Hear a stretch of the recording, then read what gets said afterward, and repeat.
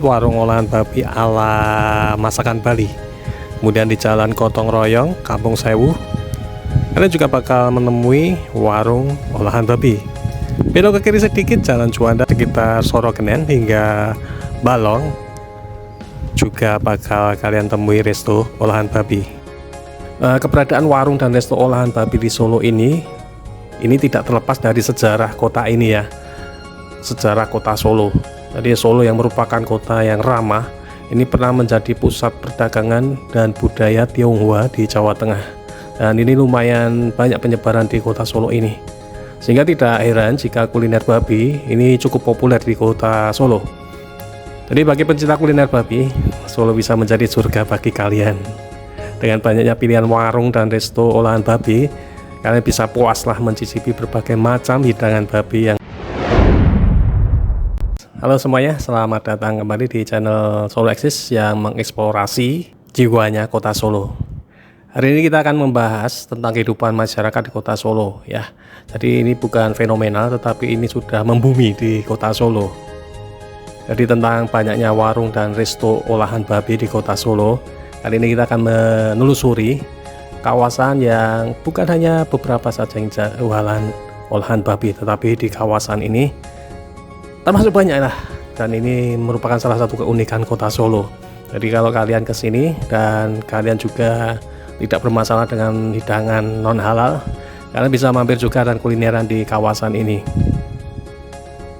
Solo merupakan salah satu kota yang terkenal dengan kulinernya yang beragam kan, kalian percaya? Mulai dari kuliner tradisional ya, banyak yang sudah kita kenal dan mungkin juga sudah banyak meliput, hingga kuliner modern, semuanya bisa ditemukan di kota ini. Salah satu kuliner yang cukup populer di Solo adalah olahan babi. Nah, hampir di setiap sudut kota ya. Ya nggak semuanya ada di sudut kota, tetapi penyebarannya juga lumayan banyak di kota Solo ini untuk olahan babi. Jadi kita bisa menemukan warung atau resto sampai para pedagang keliling yang menjual olahan babi. Menu olahan babi yang paling populer di Solo ini ya banyak menunya, seperti kambing, ada sate, terus kemudian ada tongseng, kemudian ada rengseng, ada apa lagi ya, rica-rica atau babi kecap, dan juga banyak sekali lah untuk jenis-jenis olahannya. Mungkin kalian yang suka hidangan non halal pasti lebih mengenalnya.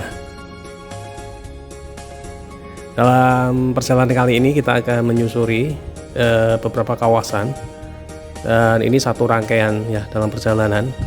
Jadi kita mulai dari Pasar Gede, kemudian kita akan menyusuri di Warung Miri, kita akan mengikuti jalan ini, kemudian kita akan sampai ke Kampung Sewu ya, kawasan Kampung Sewu juga banyak di sana, kemudian hingga Penjagalan. Nah, Jagalan ini memang di sana ada, selain penjagalan untuk sapi, kambing, ternak, juga ada penjagalan babi. Jadi kemudahan di dalam memperoleh bahan baku babi di kota Solo, tentu ini akan membuat untuk warga atau masyarakat yang menyukai hidangan non halal ini akan tidak kesulitan lah untuk mencari daging mentahnya. Pada kesempatan ini juga ya, saya akan mencoba membahas tentang hubungan antara Pasar Gede dan Pecinan di kota Solo. Jadi Pasar Gede ini merupakan salah satu pasar tradisional tertua dan terbesar di kota ini. Pasar Gede terletak di jantung kota dan menjadi pusat perdagangan berbagai macam barang ya, termasuk makanan dan minuman. Sementara itu Pecinan merupakan kawasan yang dihuni oleh masyarakat Tionghoa. Kawasan ini terletak di sekitar Pasar Gede dan paling banyak menetap di sebelah timur Pasar Gede atau Balong, Kelurahan Sudiro Prajan. Jadi gak heran kalau di setiap perayaan Imlek di Kelurahan Sudiro Prajan mengadakan grebek Sudiro yang biasanya dipusatkan di Pasar Gede, karena ini sangat berhubungan sekali dengan sejarah. Lalu apa hubungan antara Pasar Gede dan Pecinan ini? Hubungan antara Pasar Gede dan Pecinan ini tentu sangat berkaitan, karena ini merupakan salah satu sejarah kota Solo. Jadi pada abad ke-18 pemerintah Hindia Belanda, jadi masih di era penjajah ya, abad 18, menempatkan orang Tionghoa Jadi dikelompokkan, disatukan di kawasan belakang Pasar Gede. Dan lambat laun kawasan ini menjadi pusat perdagangan dan budaya Tionghoa di Solo. Jadi pada masa itu Pasar Gede menjadi salah satu tempat yang ramai dikunjungi oleh orang-orang Tionghoa. Hal ini karena Pasar Gede menyediakan berbagai kebutuhan sehari-hari ya, berbagai macam barang yang dibutuhkan oleh masyarakat. Baik itu masyarakat Eropa yang ada di Loji Wetan, kemudian Tionghoa sendiri yang ada di kawasan ini, dan juga sebagian masyarakat pribumi. Karena mayoritas dihuni etnis Tionghoa, maka nggak heran lah kalau jika banyak warung dan resto olahan babi yang bermunculan di sekitar Pasar Gede. Khususnya di timur Pasar Gede ini banyak sekali warung dan resto ini.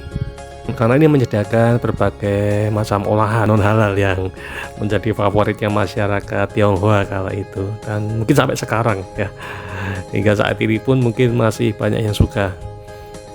Jadi hubungan antara Pasar Gede dan pecinan ini masih sangat berhubungan erat sekali. Jadi Pasar Gede ini masih menjadi salah satu pusat perdagangan yang penting bagi masyarakat saat ini. Masyarakat Solo ya, nggak peduli etnisnya apa, sekarang Pasar Gede itu sudah benar-benar menjadi jujukan wisata juga karena nilai sejarahnya, dan juga yang jelas banyak kuliner yang enak di dalam Pasar Gede. Nah inilah ya yang menjadikan sebab bahwa Pasar Gede dan pecinan ini sangat berhubungan, sehingga tidak mengherankan kalau di sebelah timur di kawasan yang kita telusuri ini menunjukkan banyak sekali pedagang-pedagang warung makan, resto yang menyediakan olahan daging babi. Nah, itu dia sedikit informasi tentang banyak warung dan resto olahan babi di kota Solo. Jika kalian berkunjung ke Solo, jangan lupa untuk mencoba olahan babinya. Disclaimer, ini khusus untuk yang bisa menikmati hidangan non halal. Tapi kalau kalian tidak, ya jangan, hindari.